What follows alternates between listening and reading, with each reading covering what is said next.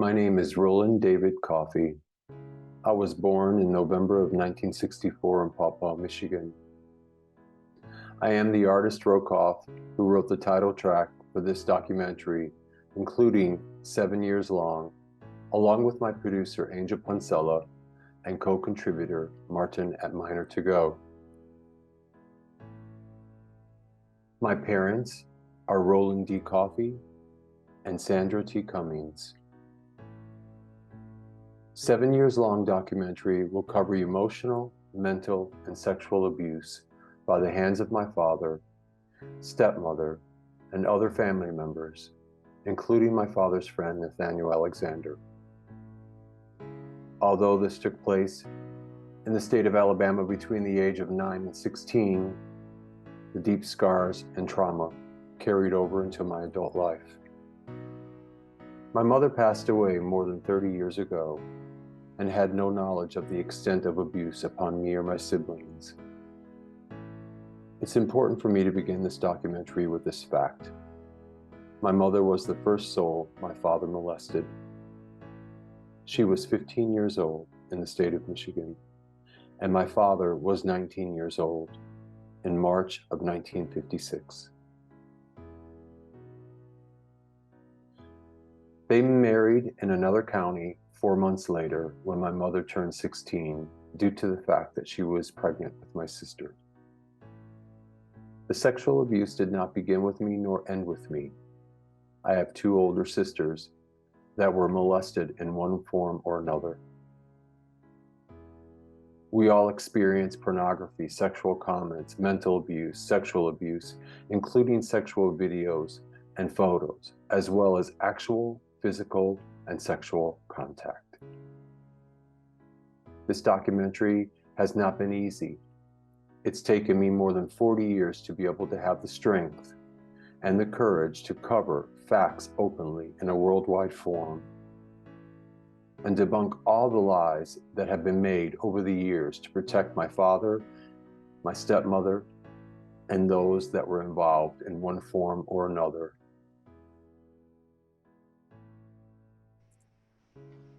Do you remember us traveling to our father's house from Michelle's to have a meeting early in the morning around 7:30 about the molestation of Michelle and I, and about the photographs that they had of you? Yes, I do remember that, because we asked for it in that meeting. And Julie got up from the table immediately and went to a file cabinet, I believe in the library, what you guys considered the library then, and pulled out the two Polaroids. I was shocked in my mind, thinking, she's went right to that. And I was not even 12 years old at that time. And I was already new mom myself in my late 30s. It was almost like it was indexed. Right. And it would be different if it was my birth certificate or my graduation papers or a deed to a house or something of that nature. But two Polaroids of me when I was in my brown panties as a kid, young kid, that was sickening. Within that conversation with our father, we started to discuss what took place and what we were asking him to do, because we had just lost our mother a couple of months prior to that. And we decided that we would try to work through this pain that we had. We thought it was going to be simple to go there and have a conversation and discuss it and see if we could get over that part of it. Were you able to express everything that you felt you needed to express at the table, Sin, or do you feel that we were just cut off? I feel we were cut off, and my main concern there was you and Michelle, because you had lived through hell, and I was there for the support and to say the truth. that I knew about those pictures of me. So if it started with me, it most certainly what you two were saying was the truth. And I believe the both of you. Well, even within the conversation that we were having, do you remember his words when he said, "Thank you for ruining my life"? My life? Yes, I do. Thank you for Absolutely. ruining my life. My life. And then he threatened to go get his gun. Yes. He said, "I'm going to go in the study and get my shotgun, and none of us will be here." That's when I became scared, because we were confronting him with all the truth that had happened. And then, of course, our other sister kind of like lost her cool and just literally broke down into a nervous wreck. We did not accomplish all the things that we wanted to accomplish because of the blow up at the table. And I became scared because he said, "I'm going to get my shotgun and none of us are going to be living." That scared me more than anything. I thought, I got to get my sisters and I out of here before something happens and none of us will be living to be able to explain what happened. And I think for the first time in my mind, I thought, good. Now you know how it felt to have the three of us kind of quote power over you and what we suffered, but how his life was going to change or be ruined. And he didn't like that we had control over him, and he knew it when we showed up and I asked for the pictures and we started talking. The three of us together, there Yes, would be no way for them to exit, including Julie. Right. Absolutely. Including She was in this Julie. whole mix for sure. Prior to that meeting, you had visited about 2 or 3 times to Alabama when I was living there. When you saw all that was going around, one of the things that you told me later, and you didn't tell me this until really later, I think in the last couple of years, that they were always laying photos out, nude photos out. Every time I had to go into the room or go into the bathroom that was connected to the room, they would always leave Polaroid photos out of Julie, having sexual relationships with him and another cousin of ours.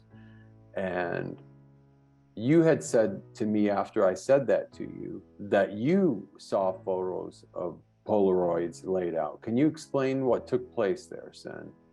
Yes. I had said I had to go to the bathroom, and Roland had said, our father had said, don't go through the main door, go through the side door that leads from our bedroom. And I at first was wondering why it was that, but didn't think anything of it. Maybe it was broken or something, or they had it locked.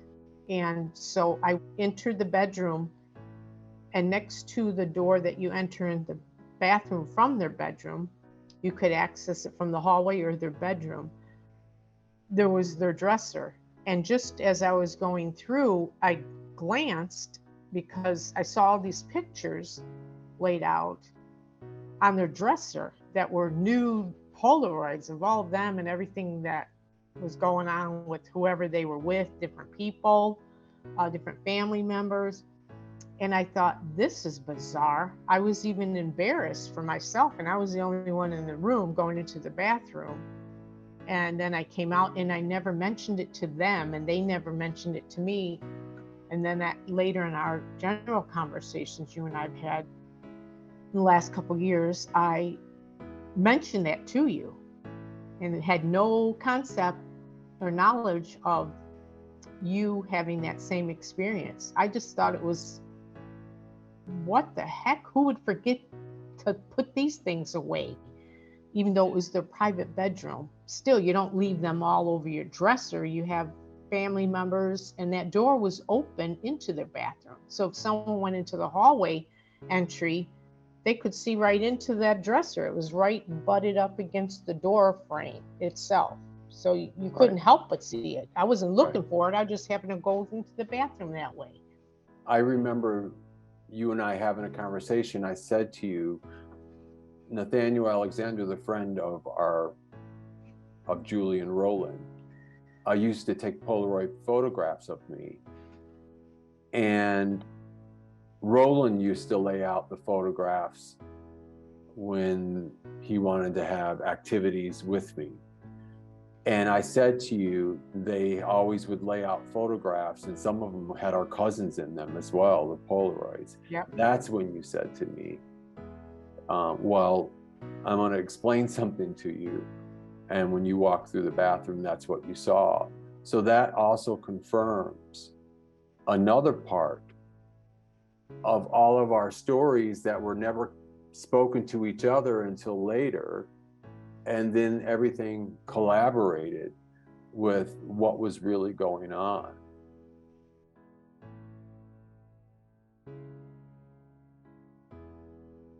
Why did you agree to speak openly and candid for the first time for the documentary? Because I knew it would contribute honest information that would support anything that you have stated in previous conversations over the years. And I wanted to say what the truth was. And I was the oldest, and it's time that it's being told, and there's more support there because it's a fact. Thank you for that. Do you give me permission to use photographs that we selected together for this documentary? Yes, I do. Sis, I want you to step forward to when you were 12 years old. You sent me a photo.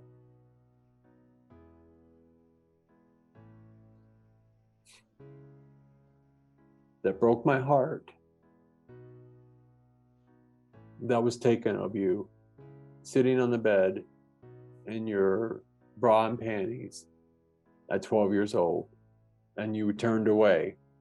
And I can't tell you the anger I had when I saw the photo.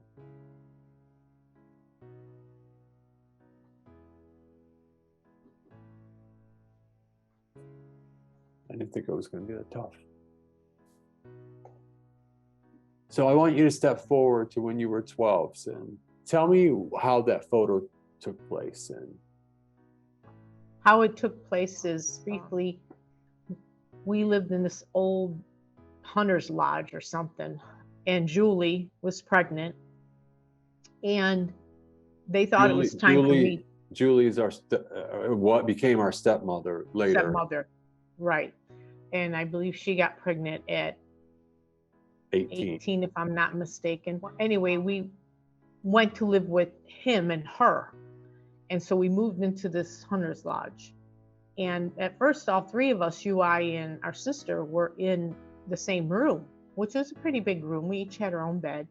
And then they said to me, right, we were young because I was probably just going to turn 12. And they said, it's time for you because you're older to have your own room. So I was like, I really didn't want to do that. But I said, okay, because it was such a big old place. It was scary to me. And so I went in there, and then one night. So there was an extra room. There was an extra room that was available. Yes, with a full bed. And they put a little side table, 2 tiers. It was white. And Julie came in one morning, took pictures of me when I was getting ready. I had just put my bra and panties on to get ready for school. And she came in and took 2 pictures, Polaroids. And I remember I sat down because when she took the picture, I sat down on the bed because I was trying to move to cover my body because nobody had ever done that to me ever in my life. I was afraid. I didn't know what was going on or why she was doing that. And she thought it was kind of funny, and then showed him, and they thought it was funny, and they took the pictures. And so she took them and put them in the file cabinet, and I never had possession of them. I didn't know what it looked like or anything. Why do you think that she was taking those photos? At that time, Polaroids were their thing with kids and people and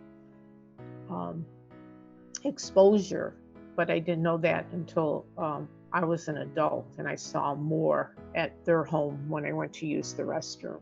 The second thing that struck me that took me a while to get over was the ashtray sitting next to the nightstand where your bed was. Were you smoking at the age of 12? No. So why do you think there was an ashtray on a girl's nightstand in her bedroom at 12 years old, Sin? Because Roland smoked. And he would Julie didn't. he would come into your room. He came into my room one night.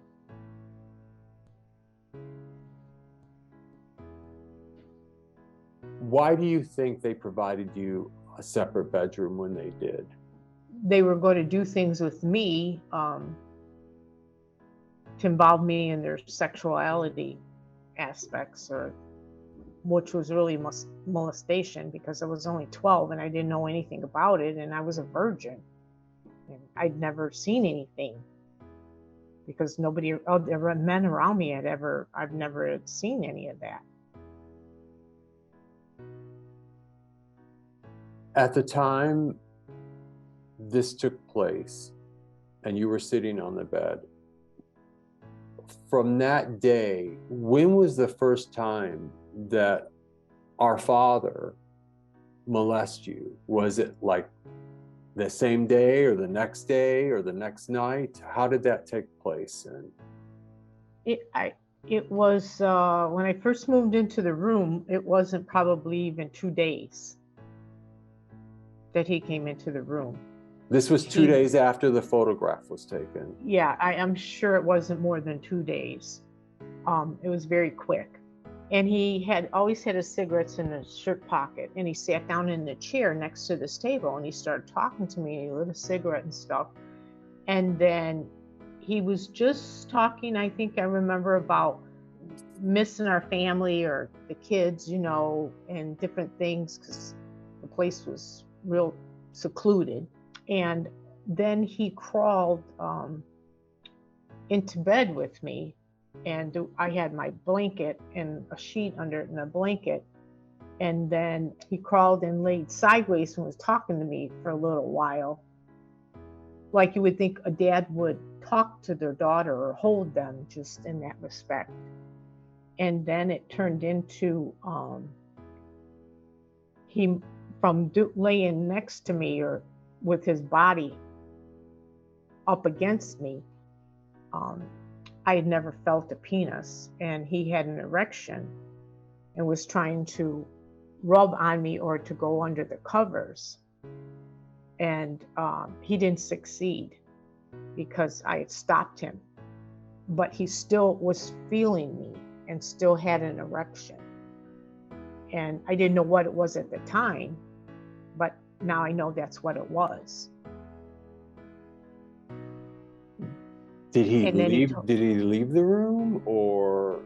I told him he had to get out of my room. And then, once he left the room, did this occur again? No, I'm assuming he realized that I wasn't going to be easy about it, and I would have said something to someone. Was he trying to force you in a way at one point, and before you said no or stop, or? Yes, he was trying to touch me and stuff, and I knew it wasn't appropriate.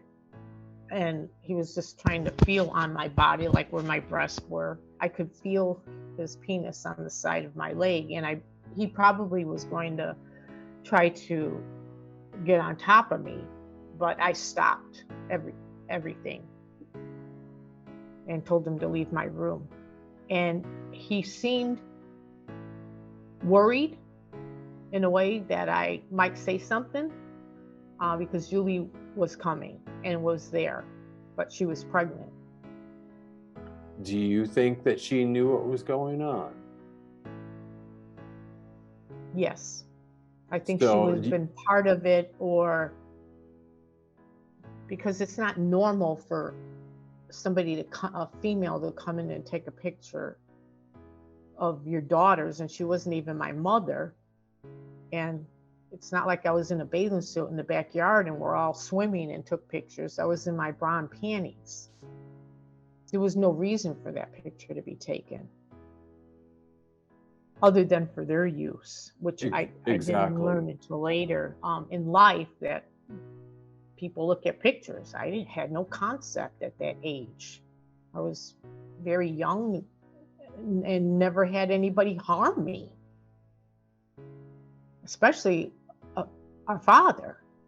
That was horrifying and sickening to me, and even more sickening as I got older. It took me a while to I did block it out for a long time because I didn't tell anybody. I never told my mom, and she died and I never told her.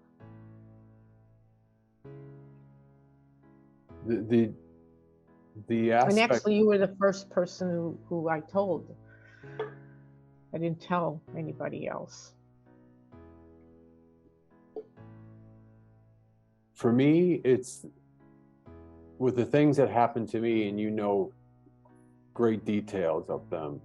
That photograph just disturbed me beyond anything sin, because I knew that things happened to our other sister. I had no clue that they had happened to you, and then it went on to me. After that, did you become more guarded with who you were around him and Julie? And was that the motivation for you to say, I want to leave? I came very guarded because also I didn't realize he might have been watching me before, because one night in that house, I would always go in my clothes into the bathroom, and I changed and got in the bathtub. And I didn't hear him, but the window was cracked in the bathroom a little bit to let air in. And I could see, he could see me, but I couldn't see him. But there was no one else who smoked in that house at that time. I smelled the cigarette smoke. So I got up, and I remembered I only had a washcloth like here. So I took the washcloth and covered myself off the side of the tub. It was like the big old white tubs. And I slammed the window down because I wouldn't have known anyone was out there, because I didn't hear him, but I smelled the smoke. And that was all the way in the back of the house. There would be no reason for somebody to be out under that window for me to smell smoke, cigarette smoke. But I never felt uncomfortable about my grandfather or any other men like that. No, that radar wasn't there, but that radar was always there after that moment from Roland. For a long time, I wanted my father dead. As I grew older and more mature, I want him to live. I want him to feel what he's done. It's a domino effect. Maybe it happened to him, maybe it didn't, but he carried it over to his children. And that really screwed a lot of us up, because we carried that over into our lives. It's destructive. He's destructive. When I first arrived in Alabama, that trip was supposed to be for 1 month. I lived with my mother, my stepfather, and my siblings in Chicago. And I didn't find out 2 years later that my mother was presenting a suit against my father for child support. He had not paid any money to my mother in almost 5 years. He kind of like started a new life with my stepmother and more or less just left us. So his attempt was to take me in the summer of 1974 to Alabama in order to circumvent having to pay child support. Once I was there, his devious idea, along with my stepmother, was to maintain us there, for me to live there.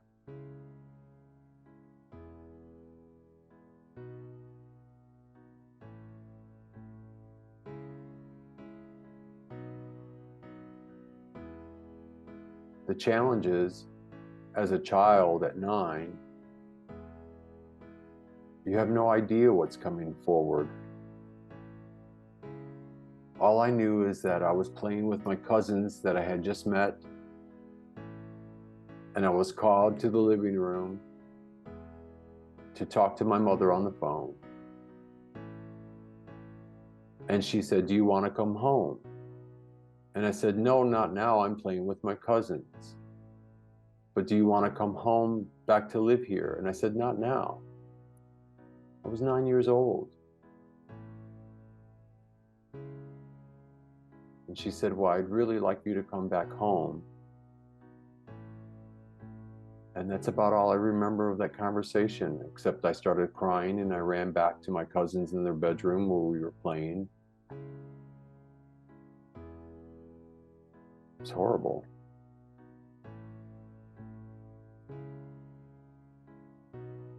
And my stepmother was mean.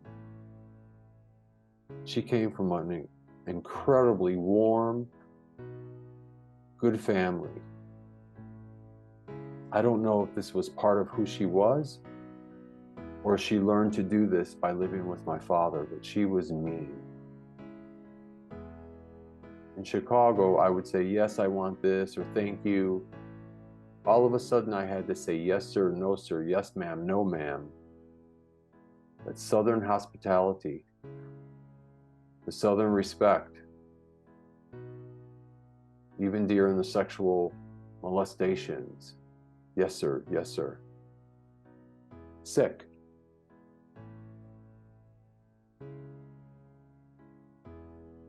Then my middle sister, she was the second oldest, decided that she was going to come down and live.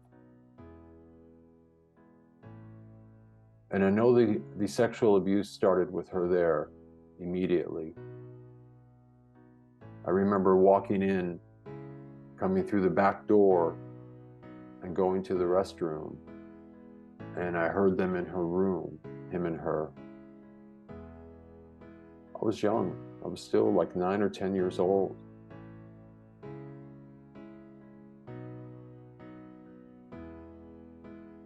It's horrible.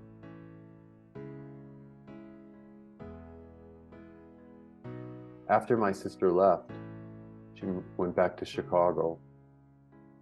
She still would come visit. But after she left, everything changed.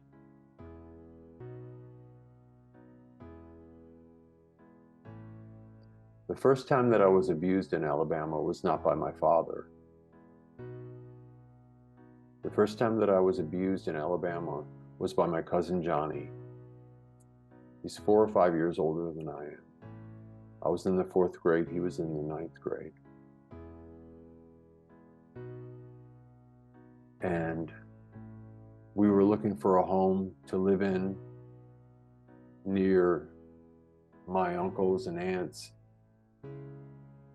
And so I would take the school bus to his house and wait for my stepmother to come get me. And during the times that this happened, my stepmother and his stepmother were going shopping or looking at homes. We would come home from school, and in his living room, they had this huge black chair shaped like this that you would lay in. The 1970s look, 2 people could lay on it. And there's where the beginning began with the first sexual abuse. by my cousin.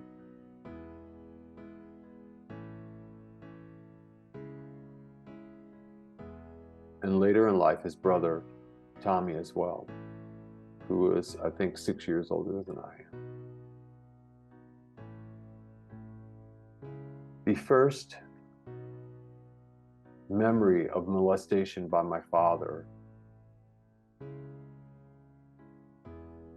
that I vividly remember was my stepmother was flying to Michigan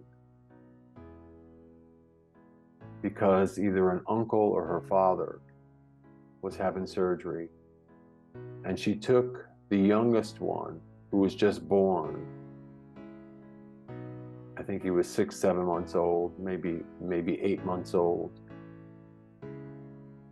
And my father said, "Do you guys want to sleep with me? Do you boys?" I had 2 younger half-brothers. And of course we said yes. There's nothing that, I mean, this is normal. I slept with my mother and my stepfather all the time. And they were good people. So we said yes. And it was strange and it was out of character because normally we were sent to our room by, a certain time. I had the top bunk, my 2 younger siblings had the bottom bunk. And we were in a trailer before we began to build the house. So we were living in a 3-bedroom trailer and the rooms were, 10 by 6 or 7. And we were never allowed to go into their bedroom, which was down the hall at the end of the trailer. So we were there, we all fell asleep. And I woke up with my hand underneath the hand of my father on his private area. And once he saw that I was awake, without saying a word, he stood up, told me to get up off the bed. He took my 2 stepbrothers and put them back in their bed. And I was standing in their doorway looking straight down the hallway, shaking. And when I say shaking, shaking so hard that, my lips and teeth were chattering. And he came back and he laid on the bed. He set me down on the bed first, and then he laid on the bed, and then he laid me on top of him naked. And I was naked until it was over with. And then he walked me into the bathroom, told me how to clean myself, and that I always should clean myself so no one knows.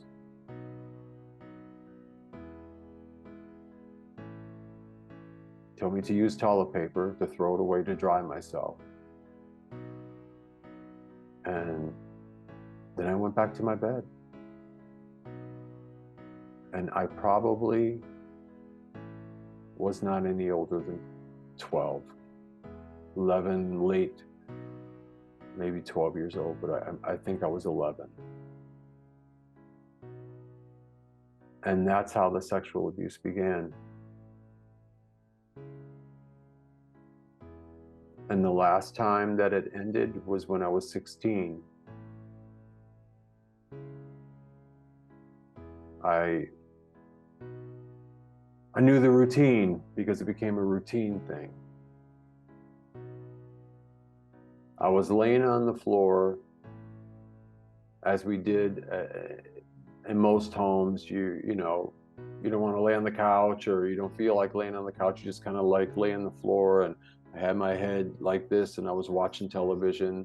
It was actually American Bandstand. And I'm watching it. It's on I think it was Saturday, because my stepmother at that time had started working, so she wasn't there. And all of a sudden, as I'm laying on the floor, my father is sitting in a recliner, but not reclined up. He's just sitting in his rocking recliner. And all of a sudden he reached across with his foot and started rubbing my private area. I was 16 at this time. And I knew the routine.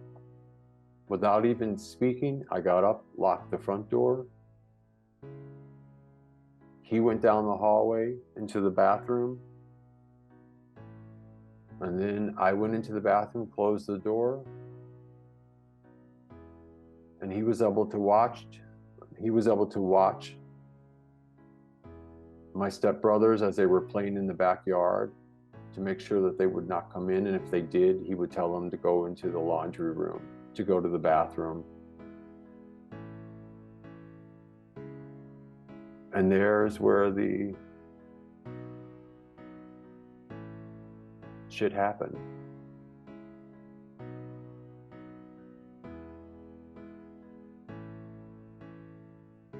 And I knew then I wanted to leave because I had already thought of suicide several times. I thought about hanging myself over the balcony because our home sat on a little cliff. Underneath was the basement. And there was a porch that went around. And I thought about hanging myself off of the pillars.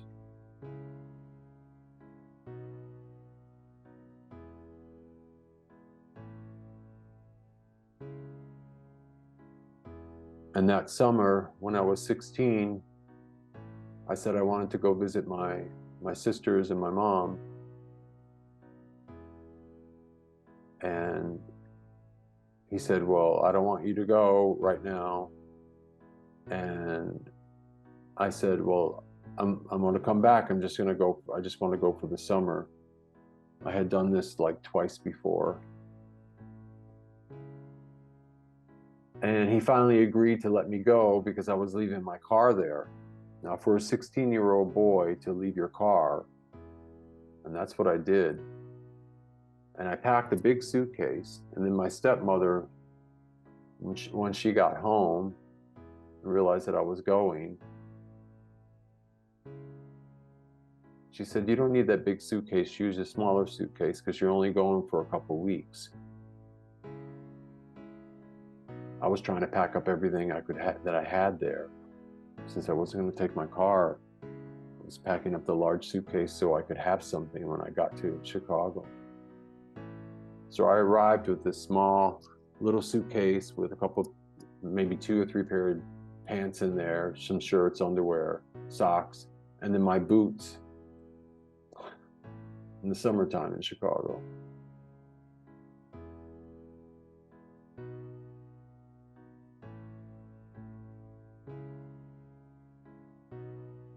And I remember calling him and telling him I wanted to live in Chicago.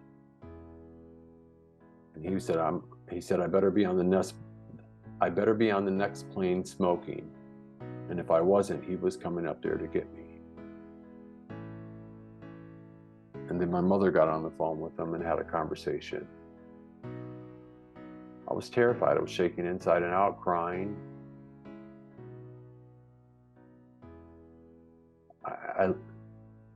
I felt like I was leaving everything of mine.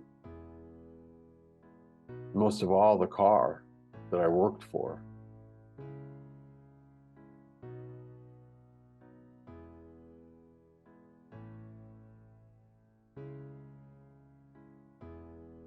The other person that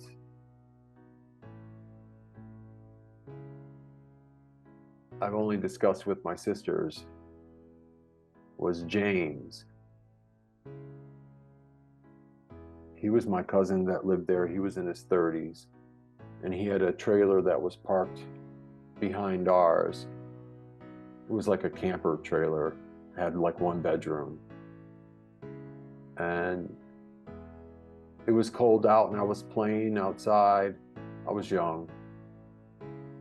And his wife just left him, and she went back up north.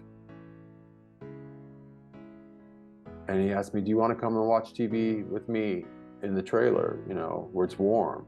I was the only one playing outside. My other siblings were inside. And I said, okay, you know, and I came in and sat down. We were watching TV, and one thing led to another, and shit happened.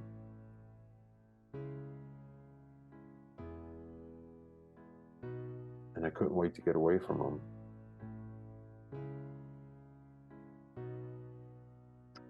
The other person that was highly involved in molesting me was my father's friend, Nathaniel Alexander. I want to say he molested me more than my father did, so that tells you something. The first time the molestation started, we were building a new home, and I was 12 years old. This was probably 6 months after the first thing that I remember with my father. And my father said for me, and this was like at 8:30, 9 o'clock at night, I was on a weekend, for me to go with Nathaniel, was his name, Nathaniel Alexander, to go with Nathaniel to help him carry some of the equipment that he needed for the next day. They were going to work because they were building the new home. We were building a new home. It took like 1.5 years to build. And so I went with them, and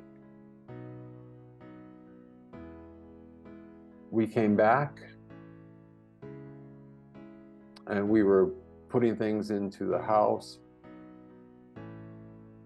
And then the next day, Nathaniel Alexander was going to start laying the electrical cord or electrical cable throughout the house, and it was up and in the attic.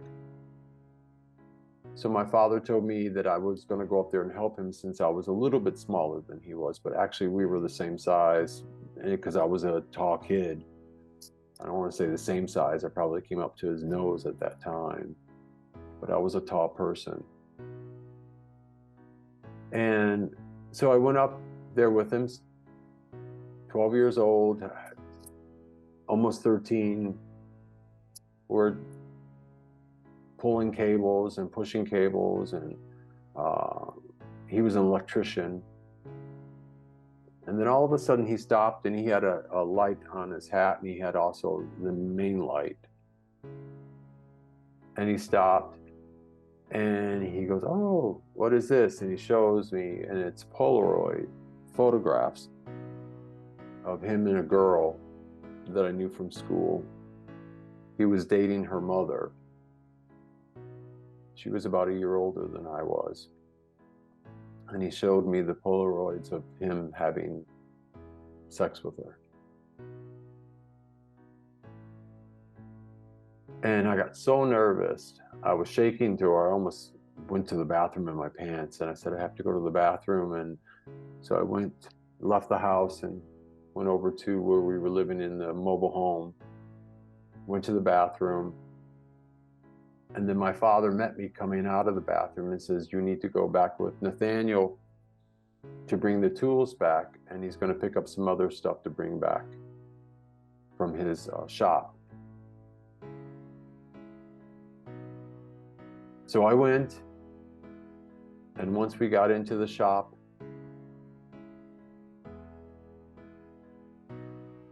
that's where the sexual molestation from him began.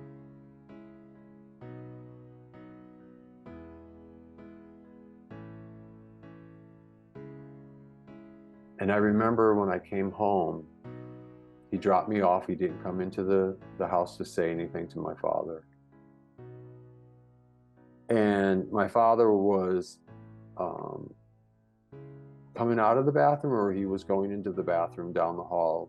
And as I came in, I walked into my room. I had my own, the first time I had my own room. So it was right before I was 13 when that happened, because I got a new bed. a captain's bed. And I was standing at these built-in dressers, and I was trying to fix myself and clean myself because my father was in the bathroom. And I was still nervous. And he came down the hall and he kind of like pushed the door open and he said to me, "Did you have a good time?"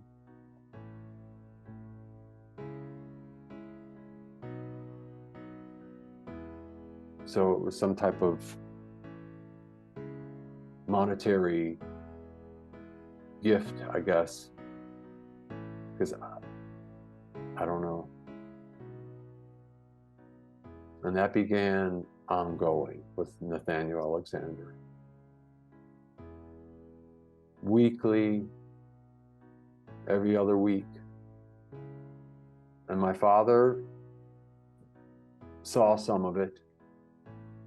We were at a farm that we had with horses, and him, I, and Nathaniel went there supposedly to put the feed away in the feed loft and make sure everything was okay with the horses.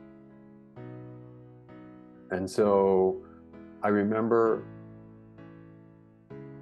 being there with Nathaniel in this feed loft, and my father stepped out, and then Nathaniel started touching me and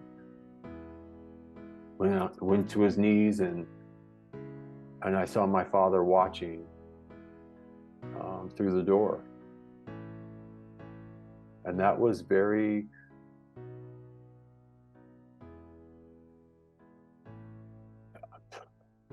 I can't even tell you what it was. It just became normal. And that's the sad part about it all.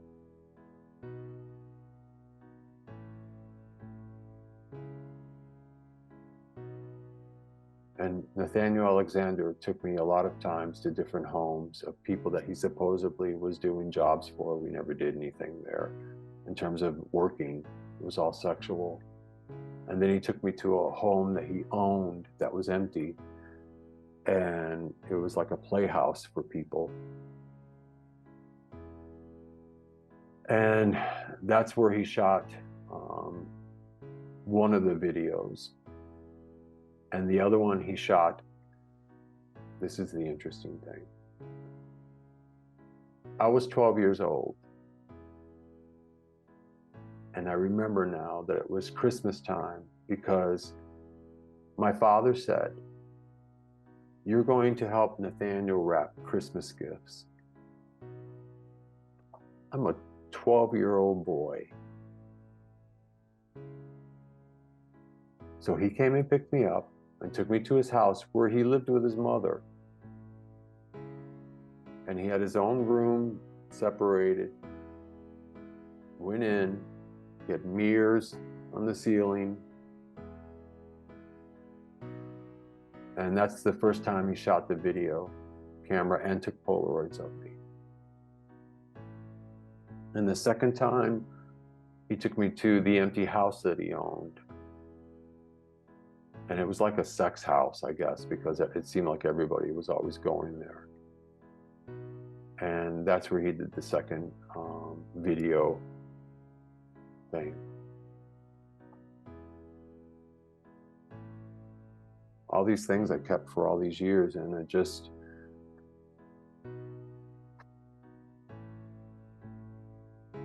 tough. And this is the reason that I wanted to tell my story. No one understands the depth of that. It really fucked my life up, and that's the truth. I thought this is what normal people did.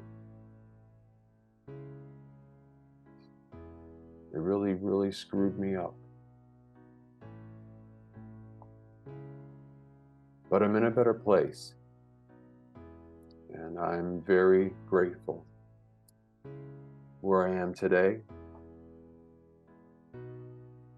I have to do more of this tomorrow because it's too much for me.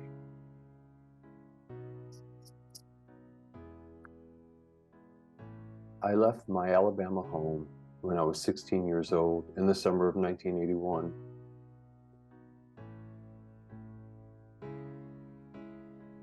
I packed a small orange suitcase,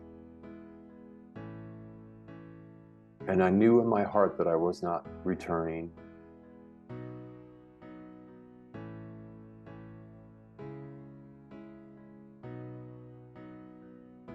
Between then, 1981, until now, I've only visited my Alabama roots 4 times.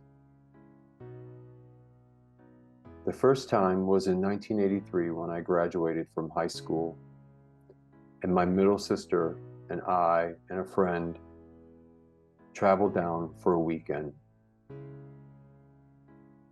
I was uncomfortable, but never said anything. As a matter of fact, my sister and I had a small argument, for which we later made up in the evening as we sat and talked. The second time I visited my Alabama roots was in 1990. I was making a move from California to Florida,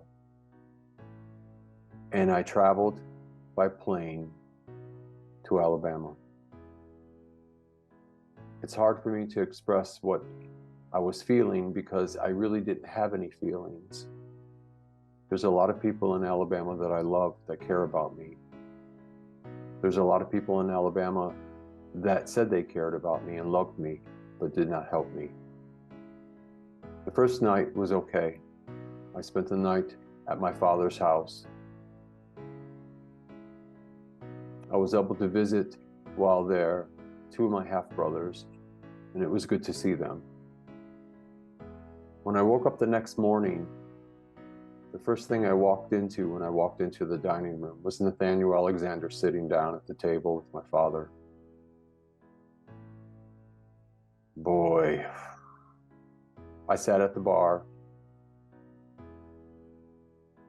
didn't even really shake his hand or say hello. I was like, "Hi, how are you?"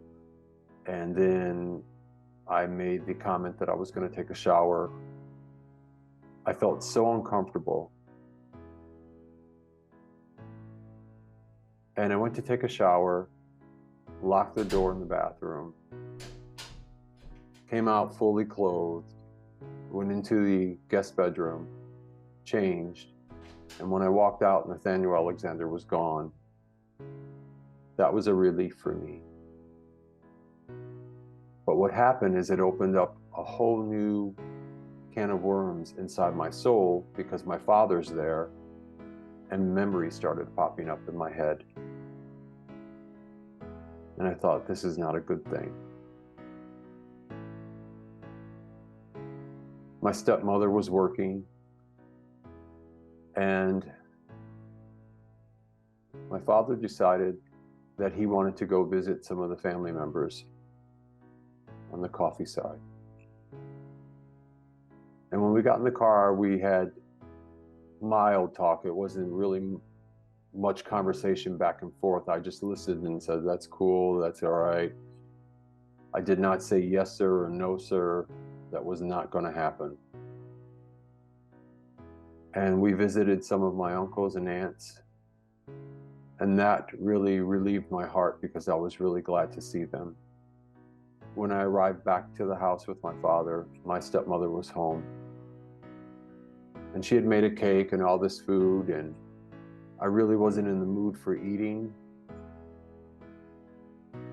Nathaniel Alexander with my father together just set the mood for me into a different place. And it was just churning in my head. Within 24 hours, I was on the next plane that was leaving back to California. So from the year of 1981, when I left Alabama, until 1990, I only visited that home 2 times.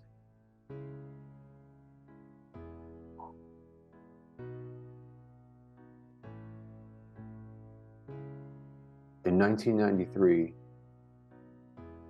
several months after my mother had passed away in October of '92, I received a call from my middle sister, who was having a nervous breakdown because memories were coming back from her childhood. I contacted my sister Cindy in California. I arranged tickets for her to fly into Atlanta. I would meet her in Atlanta. We flew into Alabama and Birmingham, and I drove all the way to Decatur. When we arrived, my sister was just in an emotional state. She started talking about the abuse that took place with her. So we planned a meeting the next morning early with our father. So we were up by 7, out of the house by 7:30. We had a cousin babysit the children. And I took the 15 minutes to drive to his home from my sister's house. We arrived and they were shocked. My stepmother, my father, and my half-brother. And we began the meeting about the abuse. And the meeting kind of got lost because my sister, my middle sister, was just having a breakdown. And she knew things happened to me, but she didn't know the extent of it.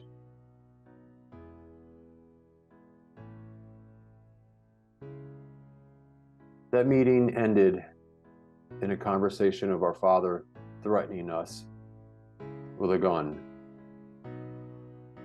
saying that he was going to go into the study and take a shotgun and kill all of us, and no one would walk off the mountain. We left. We arrived back at my sister's home within 20 minutes, and not more than an hour later, the telephone rang. My middle sister answered the phone, and it was our father, and he wanted to have a conversation with me. So I took the phone into the other room, and he said he was crying, and that he wanted to get help, and that he was very, very sorry for all the things he did. I was relieved. I thought, this is what we wanted. And I said to him, I'm happy that this is what you want to do, and we will work with you. I wasn't thinking about all the pain that I had suffered those 7 years that I lived there. I was just thinking, oh, we're going to smooth this out.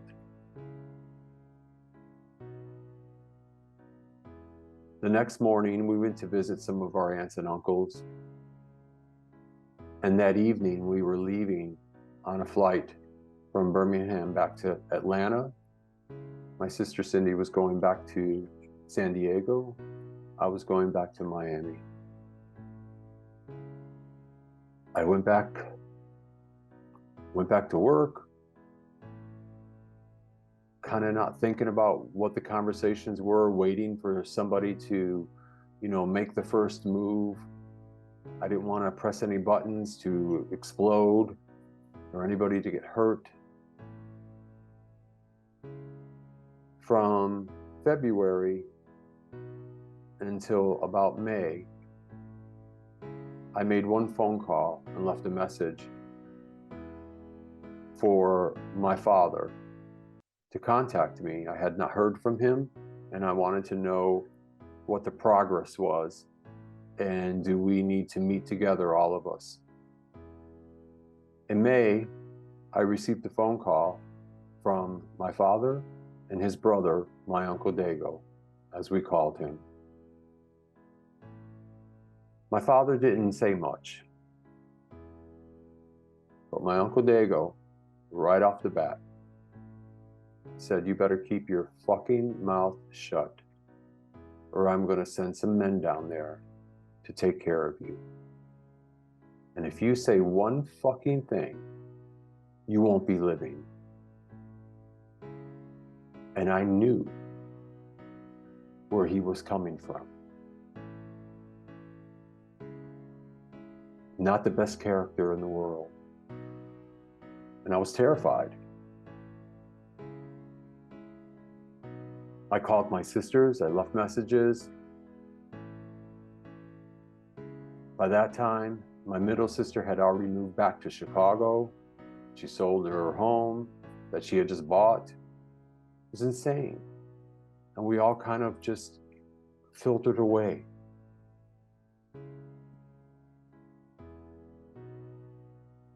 I didn't understand it. And I was scared. Also during that time, I was breaking up with my relationship with someone that I cared about. But I didn't put him first. I was putting myself first and not thinking clearly.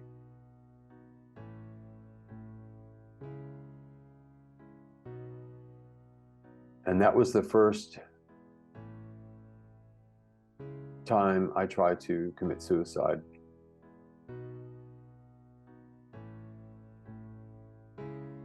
And a friend of ours found out where I was because I had left a message and talked to her. And I went to a hotel and they were able to come into the room and they rushed me to the hospital.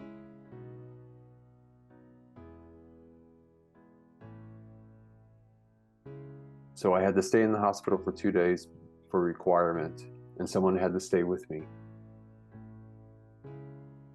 So my ex-lover stayed with me for the 24 hours. And then I signed up for a therapy program.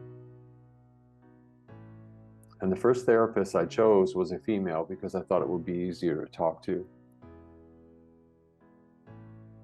And I went to that meeting.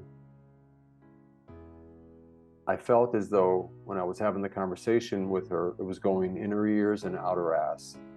She really wasn't paying attention.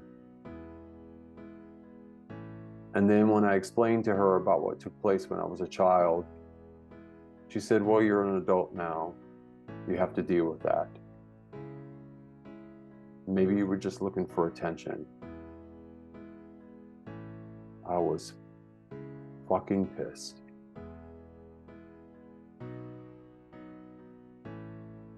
And when I left there, I became destructive. I was angry. Started doing things that I shouldn't have been doing. Going to adult bookstores, renting dirty movies, buying dirty movies, having sex with anybody I wanted to. I just wanted to die.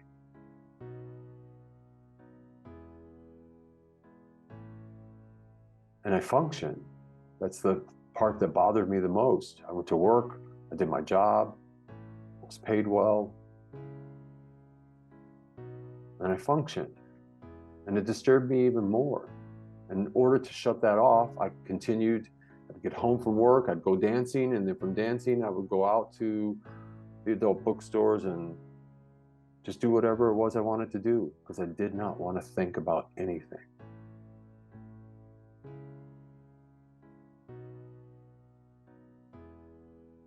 And this went on for a while. That's when I really became addicted to pornography.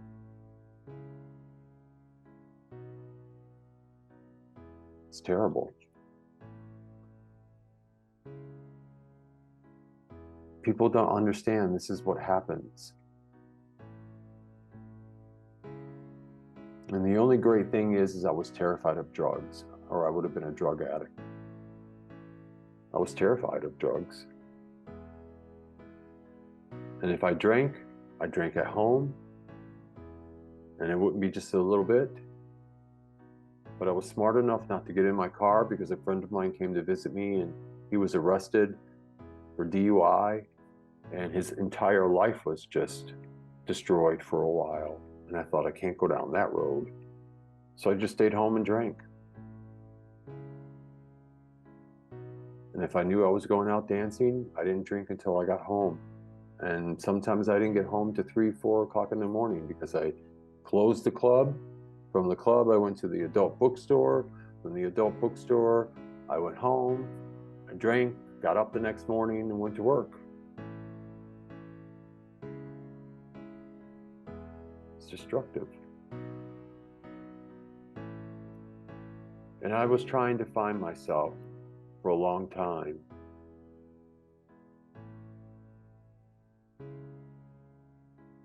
I was lost. Really lost. I lost several years. Really, really lost. I made some really bad decisions. A lot of times I wasn't even making a decision clearly.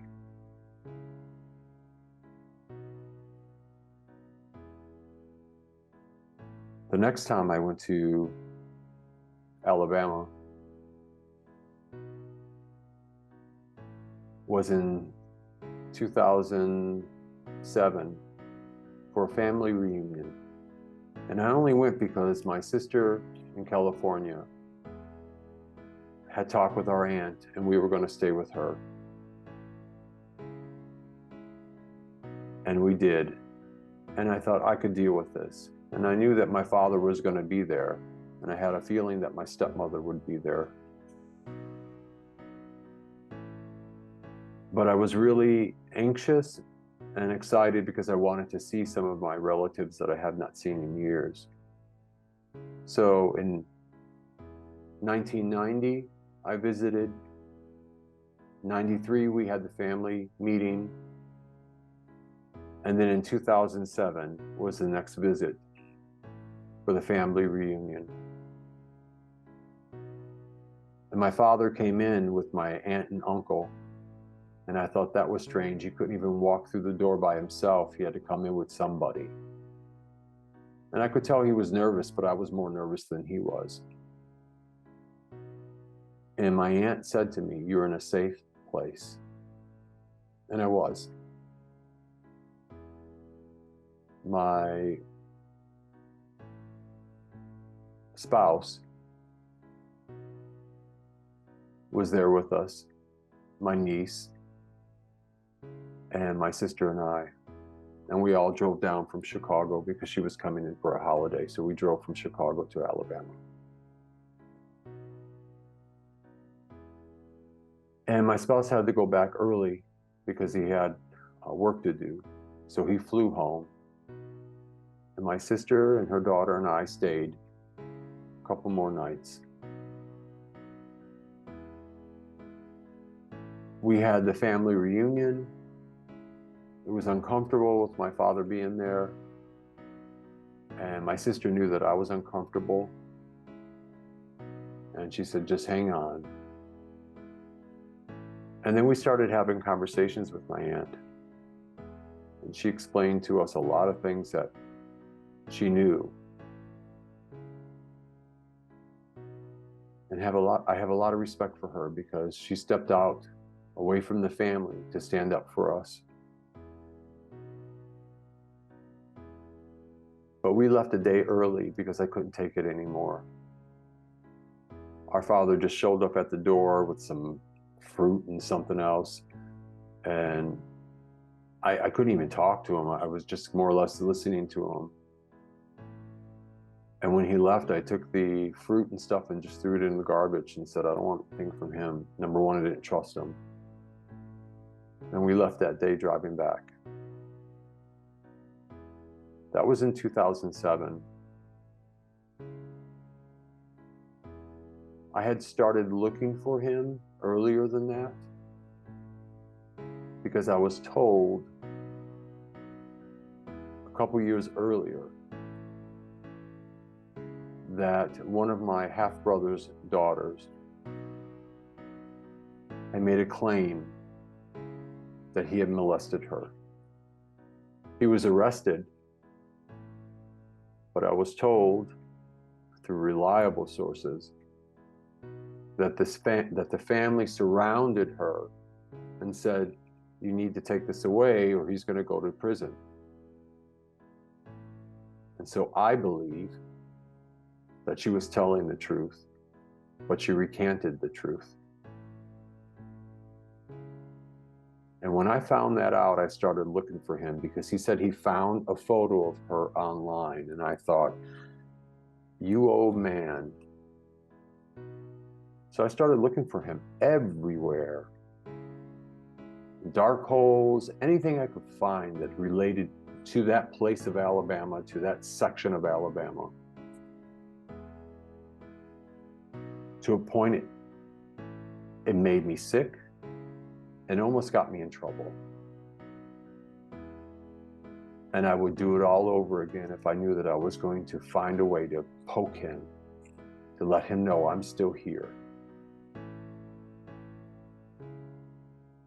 And I believe my aunt when she said there was legitimate information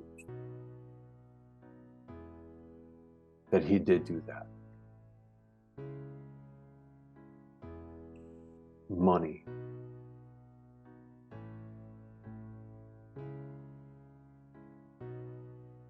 It's just sick. So for several years, I was looking for him.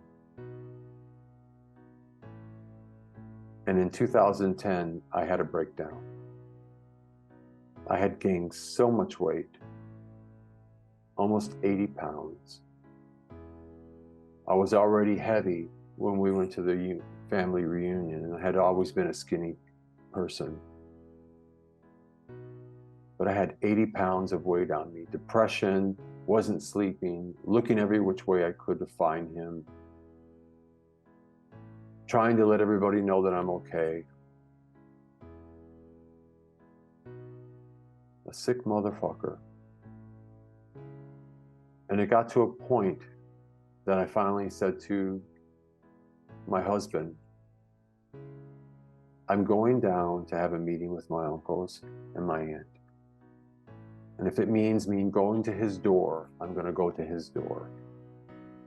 So I got in my car in the middle of the afternoon, drove all the way down from Chicago to Trinity, Alabama, 9.5-hour drive. By the time I arrived, it was 2 a.m. I went straight to my aunt's house. She was expecting me. I broke down. She hugged me. And she said, let's just wait for the morning and we can all go together. And I said, in the morning time, I could be dead because I don't trust him. If he gets wind that I'm here, I don't trust him.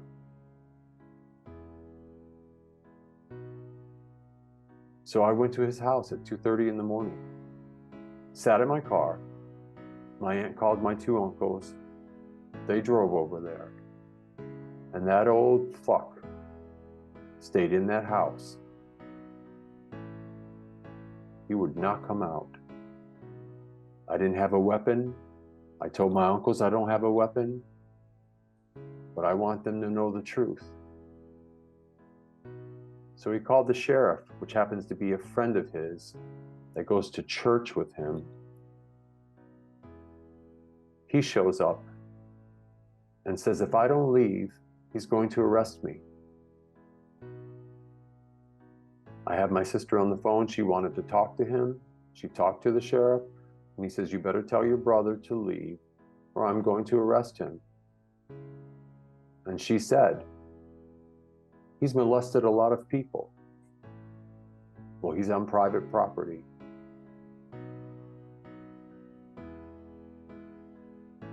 And I wasn't going to go. And my sister begged me, please go, because if you get arrested, I don't know what's going to happen to you. They may find you on the side of the road. So when I got in my car, the old man that owned that home, who we called our father, came strutting down the sidewalk, acting like, oh, what's going on? What's going on? And I rolled down my window and I said, you're nothing but a fucking piece of shit. And I left. I went back to my aunt's house.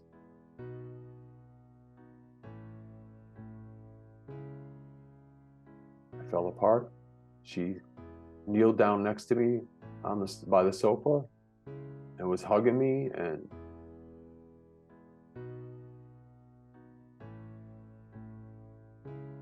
it's terrible. From that, I stayed there another 2 nights. A couple of my uncles showed up. They were angry at me because they were worried about their businesses.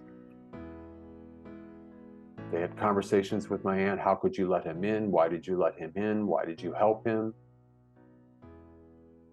So the day that I was leaving, 2 days later, my aunt and I drove to the sheriff's office, sat down with one of the people that were in charge of this type of crime.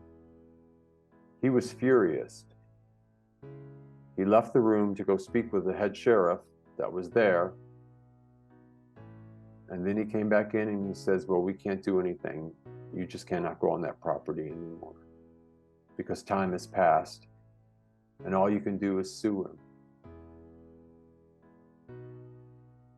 I go, what do you mean? He said, all you can do is sue him. We can't arrest him because time has passed. So you can personally sue him. And I go, I don't want his fucking money. That just sent me over the edge. My aunt and I went to have breakfast together. From there, I went to charge my phone at my uncle's funeral home. I filled up my gas tank, gave my aunt a big hug and told her I loved her and I really thanked her for all the help. And I drove home, back to Chicago.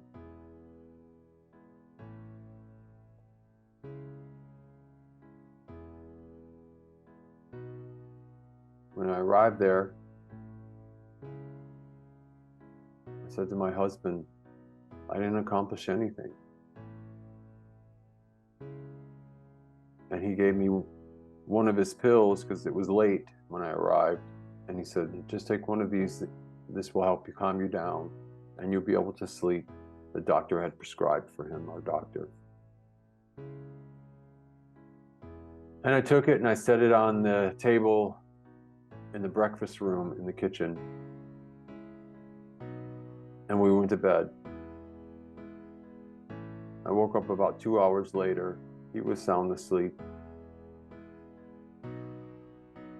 I went to the bathroom, went into the kitchen, was looking out the window, and in the daytime you can see Lake Michigan. It was night and all I saw was the park. And I just started crying. I saw the pills there and I took the entire bottle of pills and swallowed some water with it, crawled into bed, put my hand on my husband's hand, and the next time I woke up was 3 days later. I was being transferred from the hospital to Madden Mental Institution. And I was there for 7 weeks. And I began therapy there. I had some really incredible doctors.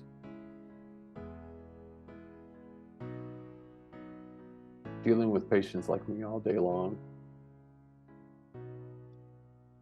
They still found time to be generous, forgiving,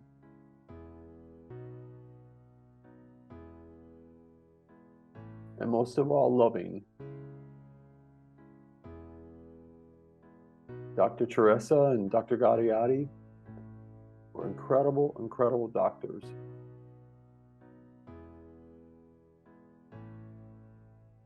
So I started therapy.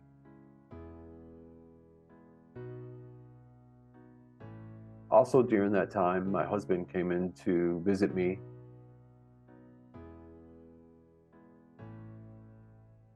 And he said to me, we're not going to make it, him and I.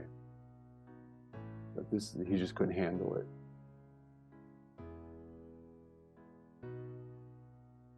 I told him it was okay, I understood.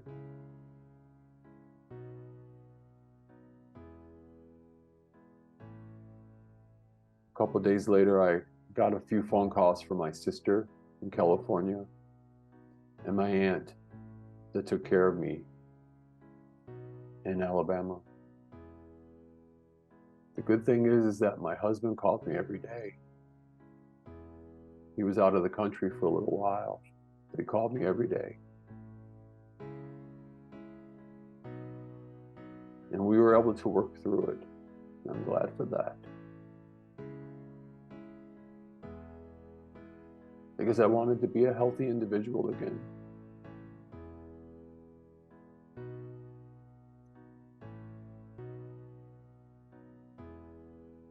It's tough. The hardest part for me was coming out of the hospital. I felt secured,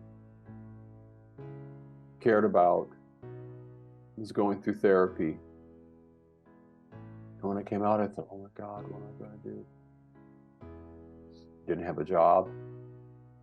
The market had crashed. The world was upside down, as it is today. But I did it. I got 2 jobs, one in a bakery and another one in a bakery. Even though I never worked in a bakery before, a full-time and a part-time job.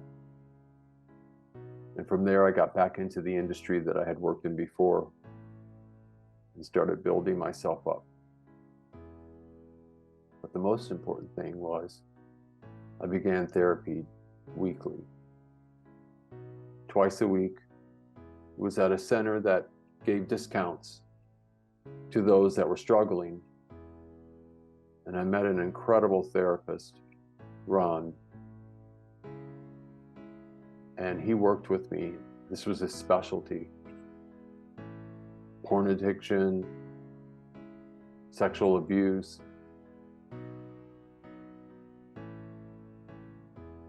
Between him and my normal doctor, I had 2 good people outside of my husband that were living there, and a very dear friend of mine. And I will keep her name private, but she knows who she is, and I love her dearly. She stood by me all the way through, and still does.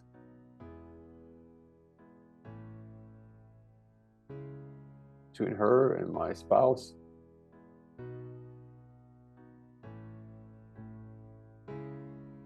no one knows what you're carrying inside.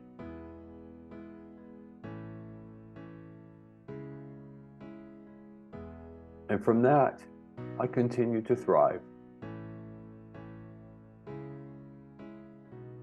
I tried to put that part of my life behind me. But it's always there, the Alabama issue. That's why I want him living when this documentary is completed. So he knows that the world knows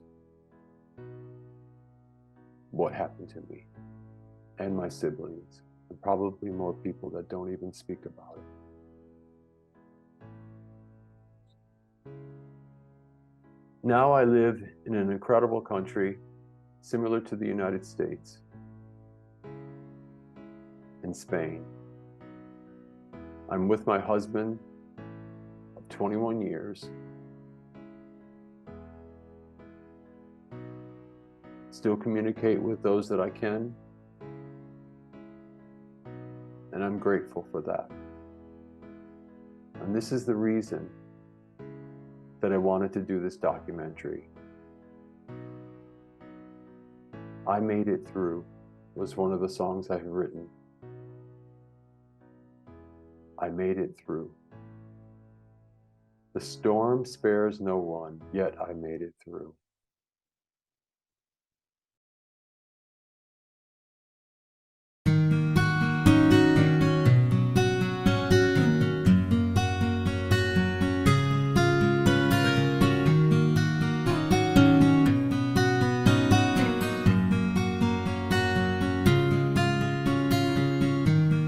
taken away at the age of 9. Didn't know where I was going. Sat in the back seat of a car, all alone. Don't know why I was taken. All I was told is I was going with 2 old men in the front. I didn't know. Mama, why did you let me go away? Mama, what did I do that was so wrong?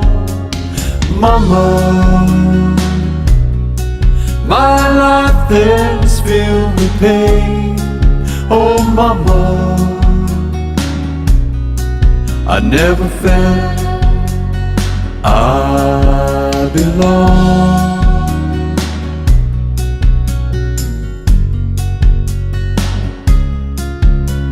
Abuse me, they use me more than I can say. Abuse me, they use me 7 years long.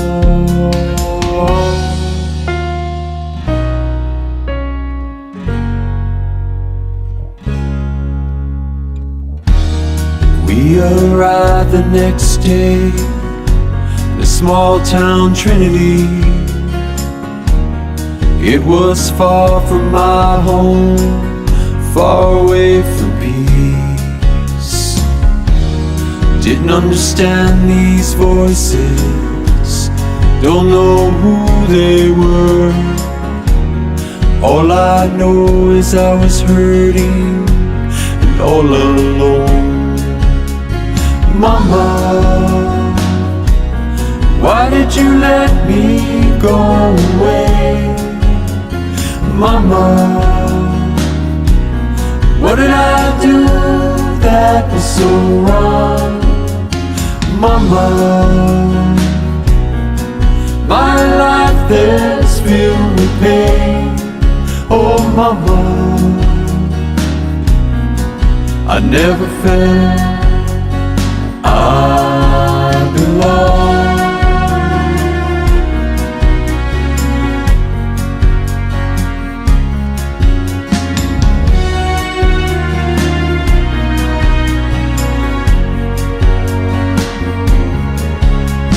Abuse me, they use me more than I can say. Abuse me, they use me 7 years long. Abuse me, they use me more than I can say. Abuse me, they use me 7 years long.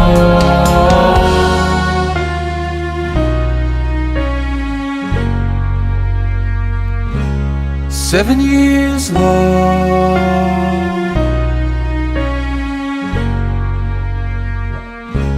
7 years long.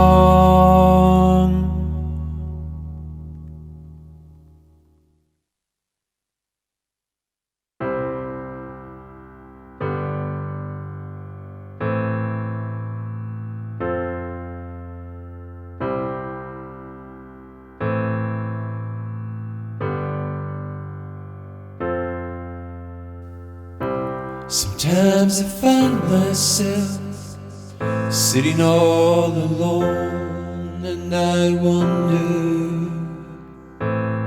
where I'm going to.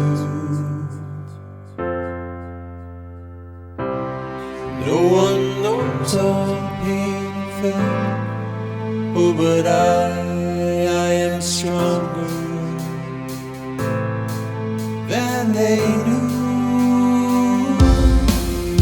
Hey, I've been down this road no one should walk, that's okay now. I'm okay now. 'Cause of you, I made it through to hell and back.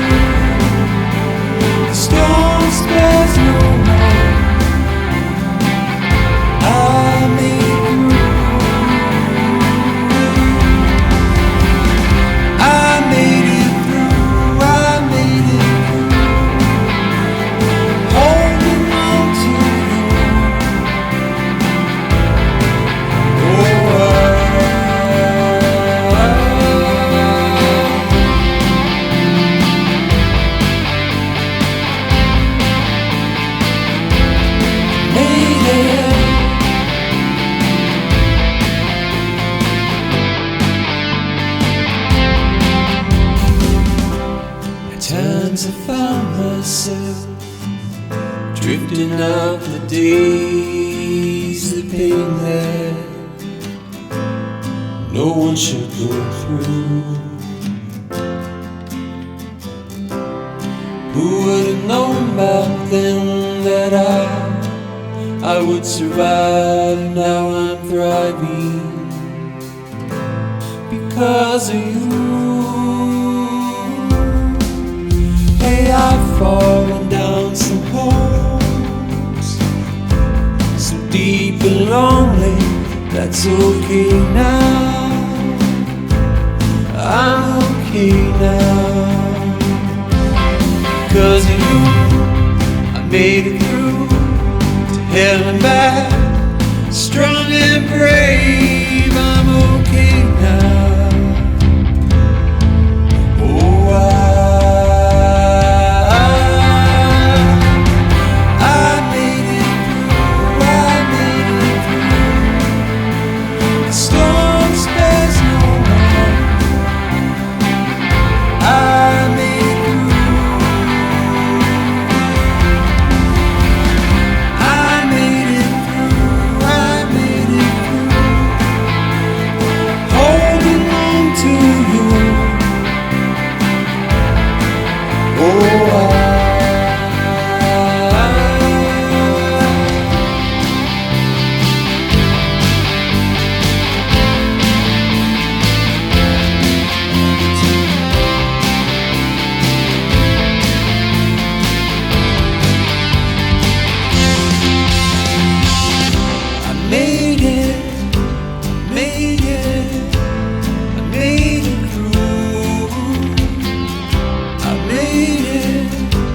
I made it through. Sometimes I find myself sitting all alone, wondering where I'm going to.